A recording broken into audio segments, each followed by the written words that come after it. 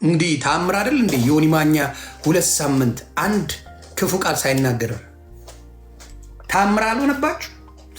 ይሄ ሰውዬ ሌላ ሰው ነው አላላችሁ?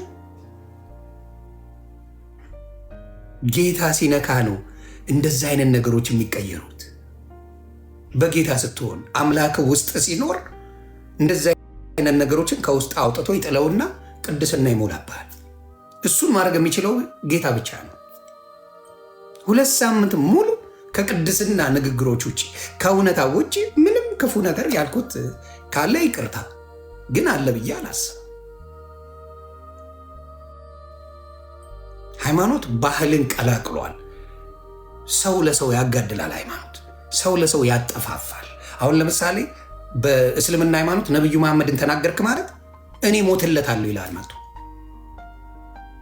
ሞተዋል እኮ ራሱ ነብዩ መሐመድ ሞተዋል። እኔ ሞትለታለሁ ብሎ ይሰነጥቃል። ሃይማኖት ነው የሚያደርገው። ይሄው ቅድስት ድንግል ማርያም ቤዛ አይደለችም፣ አልተጻፈም። የዓለም ቤዛ ኢየሱስ ነው ማለት ይሄው ያስከስሳል፣ የቁም እስረኛ ያደርጋል። ሃይማኖት ነው ይህን የሚያደርገው። ሃይማኖት እንጂ መጽሐፍ ቅዱስ አይለው። መጽሐፍ ቅዱስ አይለው። መጽሐፍ ቅዱስ ቢለው ባልተጨቃጨቅን ነገሮች ውስጥ ባልገባል፣ ክፉ ነገር ባልተነጋገርን። ሃይማኖት ነው የሚለው። ያስገድድሃል። ሃይማኖት ያስገድድሃል፣ በል ይልሃል። አሁን የተረት መጽሐፎች ይቅርታ፣ የገድላት መጽሐፎች ተረት ሆነዋል። አሁን እርሱን አንከራከርበትም መባል ተጀምሯል። እሱ እኮ ለምንም ተጨማሪ ነው፣ ማጠንከሪያ ነው ምናምን። ምንን ያስታውሰ መሰለ? ሚስቴ ትለኛለች፣ ጥፍሯን ልትሰራ ስትሄድ ማጠንከሪያ የጥፍር ማጠንከሪያ መቀባት አለበት መጀመሪያ ምናምን ስትል እሰማታለሁ። እና በሃይማኖት እንድጠነክር ማጠንከሪያ ነው። 1 ሰዓት የሚሳሳመው ክርስቶስን ማጠንከሪያ ነው። የተክልዬን ጠላ እንትኑን ባይኖርና ጋኑን ብትልሰው የጠላ ጋኑን ለ10 ትውልድ ትድናለ ተብሎ የተጻፈው ማጠንከሪያ ነው ብሎ ይለኛል። መጥቆሪያ ጋኔል እሱን ከዘከርክ ለ10 ትውልድ ትድናለ፣ መጠንከሪያ ነው እያለ ይጽፍልሃል። ከዛውን ማሸሽ ጀመሩ። አረኛ ይህ ነገር አይመለከተንም። ኖ ስታነ ታምረ ማርያምን ስታነብ አይደል የምትውለው? ለፀጉርሽ ዘለላ ምስጋና ይገባል ብላ አይደል እንዴ? እኔ ራሱ ልጅ ሆኜ ማንበብ አቆምኩ። እግዚአብሔር ምስክሬ። ምንን አነብ ነበር? ውዳሴ ማርያምን አነብ ነበር። ከሰኞ እስከ እሑድ አለ እና የሰኞ አለ፣ የማክሰኞ አለ፣ የሮብ አለ ምናምን። በልጅነት ነው ዝም ብዬ አነበው ነበር። ከዛ ማስተዋል ውስጥ የመግባት ጀመረ። ለፀጉርሽ ዘለላ ምስጋና ይገባዋል ብለው ጽፈዋል። እንደዚህ አይነት ምስጋና አለ ወይት? ለፀጉርሽ ዘለላ፣ ለዓይኖችሽ፣ ለጥርስሽ፣ ለከንፈርሽ ምስጋና ይገባል። ለእግርሽ ለምንሽ ይገባል አይልም ይላል። ምን አይነት ምስጋና ነው እንደዚህ አይነት ምስጋና? አያችሁ፣ ቀልብን የሚገፍ ክርስቶስ እንኳን እንደዚህ ተመስግኖ ያውቅ። ኃጢአቴን ይቅር ስላልከኝ ጌታዬ ሆይ ብለህ ነው የምታመሰግነው።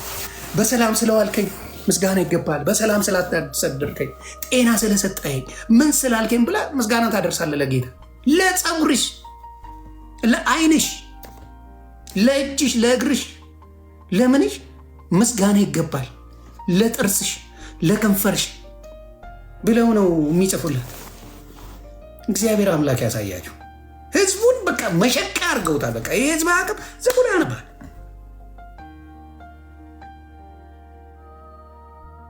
እንግዲህ አስቧል። ለፀጉርሽ ዘለላ ምስጋና ይገባል ሲባል አሁን ይህ ፀጉር ቱርኬጃ አስተክየዋል። ምን አገናኘው?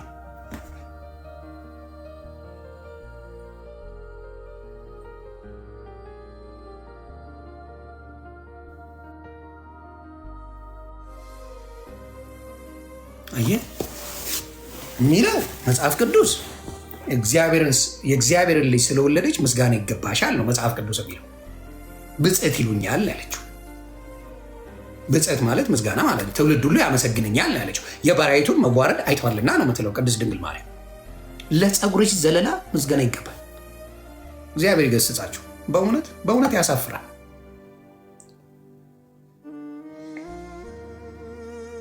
ልቦና ይስጣችሁ። ስለዚህ በጉልበት የሚደረግ በጉልበት መጽሐፍ ቅዱስ የማይለው የማይጠቅሰውን ነገር እያመጡ በጉልበት ይግጠዋል። ማስፈራሪያ ነው። ሃይማኖት ማስፈራሪያ ነው። እኔ አሁን መስጊድ ብሄድ ቢገርቢ ደስ ይላቸዋል። በአሁኑ ሰዓት ኦርቶዶክስ ቤተክርስቲያን ብሄድ ያው ትዕቢተኛ ስል ቀና ብሎ የሚያየኝ የለም። ግን እንደ ሌላው ፈሪ በሆን ሊያስፈራራኝ የሚችል ሊኖር ይችላል። ያው አንተ ኦርቶዶክስን እንዲህ እያልክ ምናምን ብሎ ሊወጣጠር ይችላል። ያው እንግዲህ ታውቀዋለህ ሊሆን ይማኛል ሊወጣጠር ይችላል። ምንም አያመጣም። የጎሪጥ ላይኝ ይችላል እንጂ የሚያስወጣኝ የለም። የጎሪጥ ላይ ሊተብት ምናምን ይችላል። እኔም ደግሞ ታውቀኛለህ ያው ነው። ምንም የሚመጣ ነገር የለም። ግን ቢደበድበኝ ደስ ይለዋል። ቢደበድበኝ፣ ቢመታኝ፣ ቢያሸማቀኝ ደስ ይለዋል እንጂ ወንድሜ ለአዳምጥ እስቲ ምንድን ነው መጽሐፍ ቅዱስ ና እስቲ እንነጋገር። ይሄ ለምን ተባለ ለምን ሆነ ይሄ ሲባል መልስ ከመስጠት ይቀር ጴንጤ ጋር ሂድ። ሂጃብሽን አድርገሽ ብትሄጂ እንኳን ደህና መጣሽ ነው የምትባል። መቋሚያን ይዘህ ብትሄድ ቄስ ሆነ እንኳን ደህና መጣ ነው የምትባል። ምንም ለምን ኢየሱስ ፍቅር ነው ያስተማረው። ፍቅር መማር የምትችለው ክርስቶስ ውስጥ ሲኖር ብቻ ነው። ደሳ ውስጥ ጌታ ከሌለ ምንም አይነት ፍቅር ልታስተምር አትችልም። ሃይማኖት ጠበቃ ይሆናል። ፖለቲካ ድርጅት ታደርገዋል። እንዳልክ ምን ታደርግበታለህ? መግለጫ ታወጣበታለህ። እንዳልክ የተባልክ በቤተ ክርስቲያን ትደርስና ለሚደርስብህ እርምጃ በሙሉ ኃላፊነቱን አንወስድም ብለህ ማስታወቂያ ተለጠፋል። ልክ እንደዛ የለጠፋችሁ ጊዜ እኔ ቤተ ክርስቲያን እመጣለሁ ዮኒ ማኛ ብለህ ጻፍ እመጣለሁ። እንዳልክ ምናልባት አጠርም ስላለች ጩጬም ስለሆነች ምናምን ሊሆን ይችላል። ዮኒ ማኛ የኦርቶዶክስ ቤተክርስቲያን ውስጥ ከገባ እንዲህ እናደርጋለን ብለህ ጻፍ ደብዳቤ። then I will come. I will do that in a heartbeat.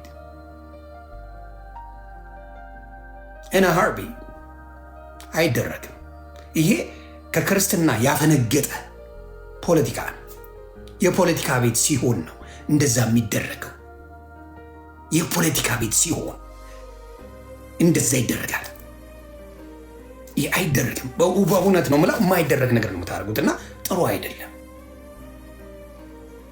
የምችል ከሆነ መስቀል አድርገው ሶሻል ሚዲያ ላይ ወጥተው ብዙ ነገር የሚናገሩ ወንድሞቻችንን እህቶቻችንን በፍቅር ስበኳቸው። መጽሐፍ ቅዱስ እንዲያነቡ፣ ወደ ቤታቸው እንዲመለሱ፣ ጥሩ ነገር እንዲያሳትፉ አድርጉ። እሱ በእውነት እውነቴን ነው። በጣም የሚደንቃችሁ ሁሉ ነገር ኦርቶዶክስ የምታገናኘው ከገንዘብ ጋር ነው።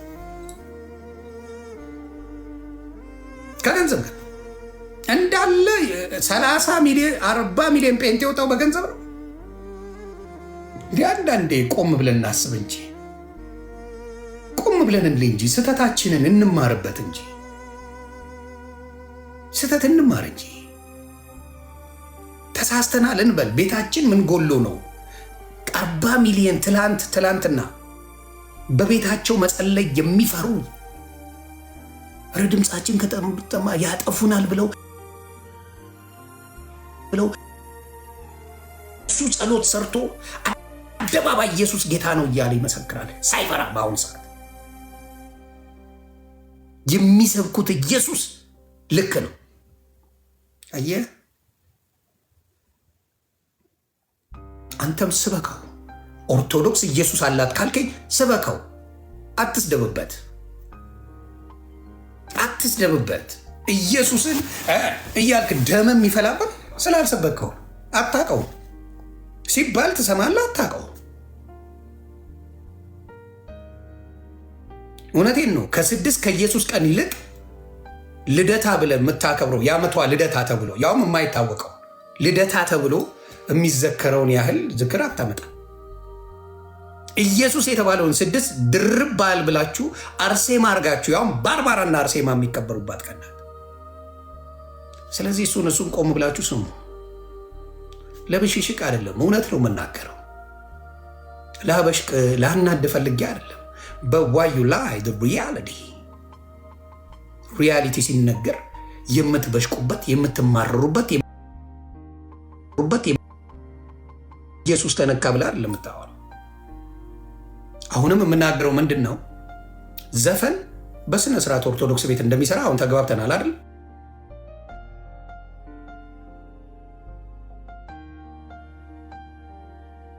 ኤኒቲንግ የምትለው ሙሉ ፓኬጅ ደርዘን ፓኬጅ ይፈቀዳል።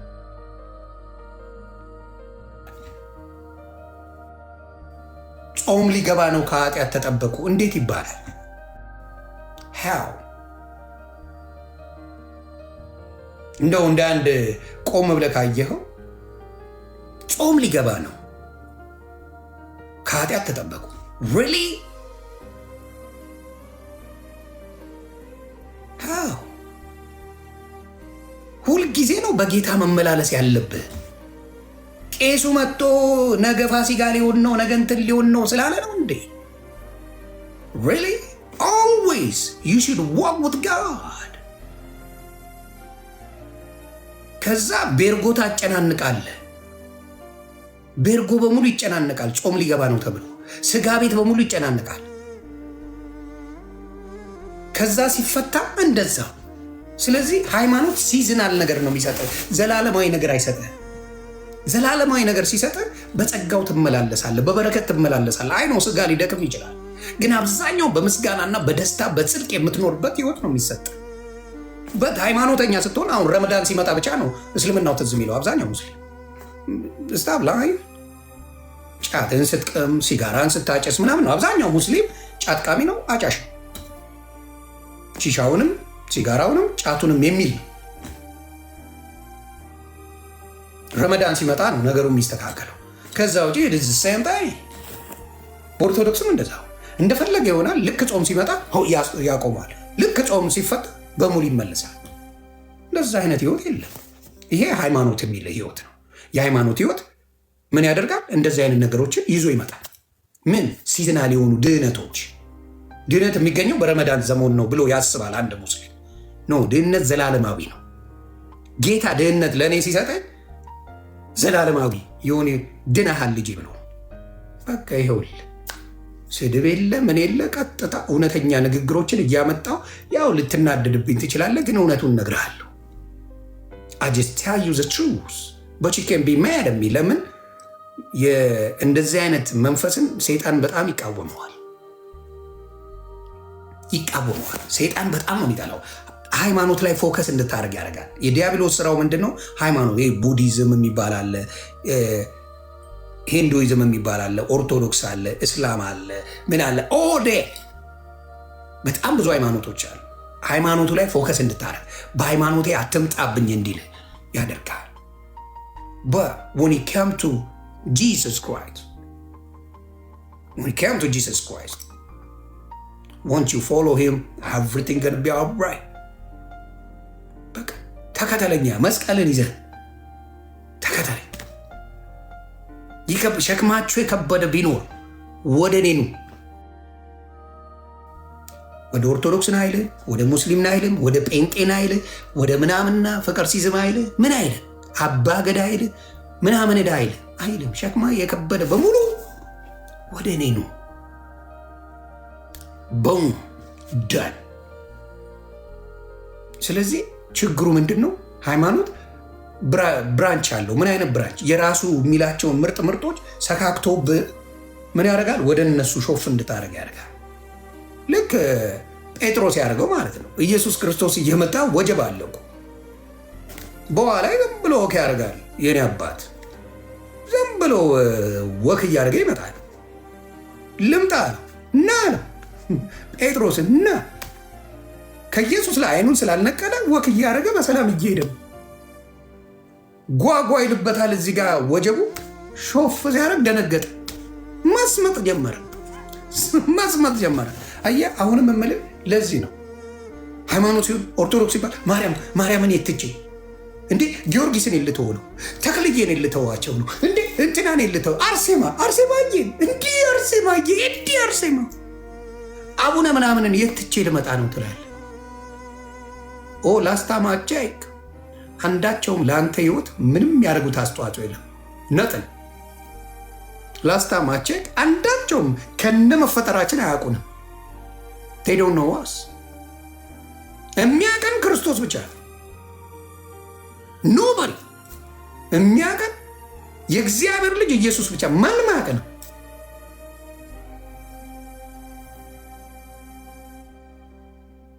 አለ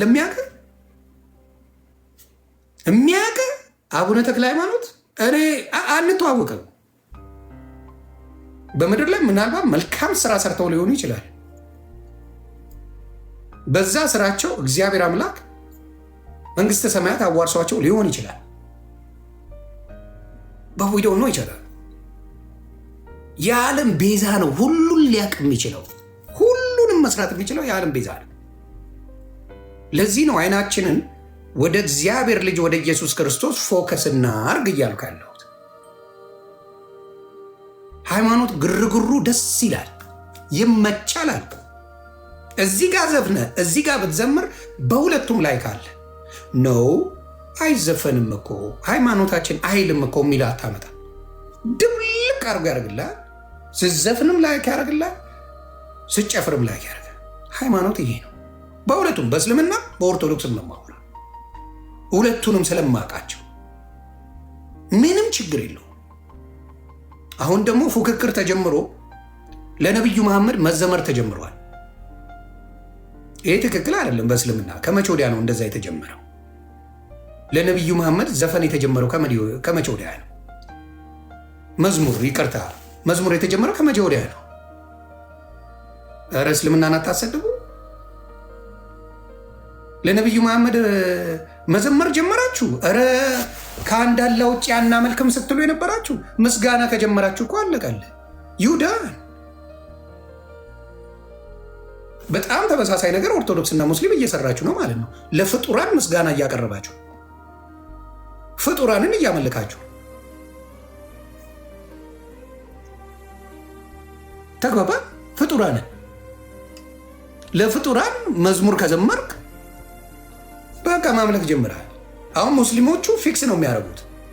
እርግጠኛ ሆኜ ነው የምነግርህ፣ ሙስሊም ፊክስ ያደርጋል። የኦርቶዶክስ ግን በሺዎች ለሚቆጠሩ ቅዱሳን ስለሚዘምሩ አይችሉም። they can't። አሁን አርሴማ አይለኛ ፎንቃ ውስጥ ናት ያለችው። ከአሁን አዲሱ ፋሽን ነው። አርሴማ በጣም በጣም በጣም ምርጥ ጓደኛ ናት፣ ምርጥ ሰሚ ናት ተብሎ ይነገራል። ባርባራ እኮ ናት አርሴማ፣ ባርባራ ናት። ፒክቸሩን ራሱ ግብፅ ሄደው ሲያዩ የባርባራን አርሴማ ብለው ነው የሰየሙት። ለረጅም ጊዜ ኢትዮጵያ ላይ አርሴማ እያሉ ነበር የሚጠሯት። ስለዚህ በእስልምና ለነብዩ መሐመድ አይዘመርም። በእስልምና ፎቶ እንኳን ቤት ላይ መስቀል አልችልም። እኔ እስከማውቀው ያስተማሩኝ እሱን ነው። የ6 ወር ኮርስ ወስጃለሁ። በስሱም ቢሆን ቂጤ ሙልጭ አድርጌ የምታጠበው በእስልምና የተማርኩት ነው። ሙልጭ አድርጌ ቂጤን ታጠባል። እድሜ ለእስልምና።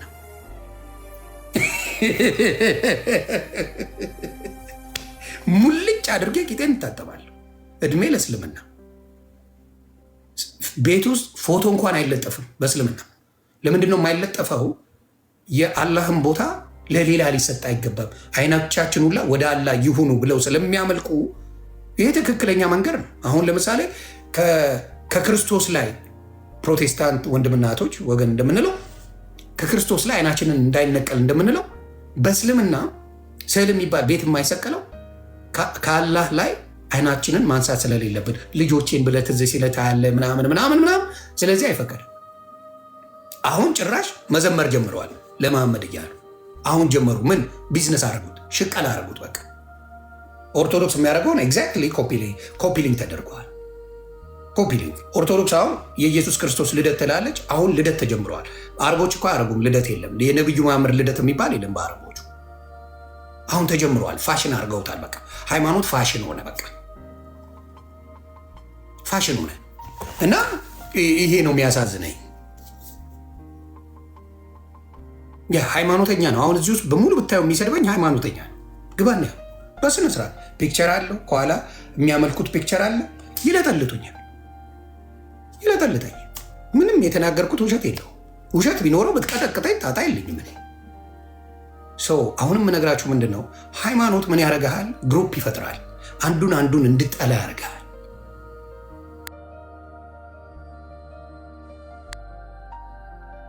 እንድጠላ ያደርግሃል። አንዱን እንድትመረጥ ያደርጋል። እምነት ሲኖር ግን ነገሮች ይቀየራሉ። ምን ያደርጋል? ፎከሱ በሙሉ በተለይ ክርስቲያን ኮንክ ክርስቶስ ይሆናል።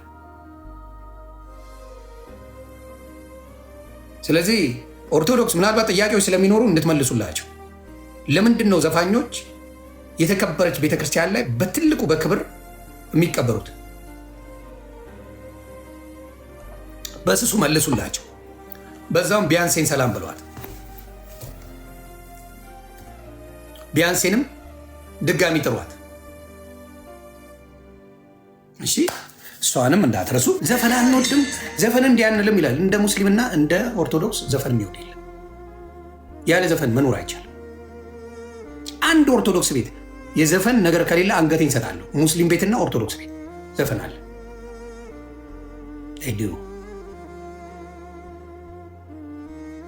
ዊ ጉድ ኦኬ።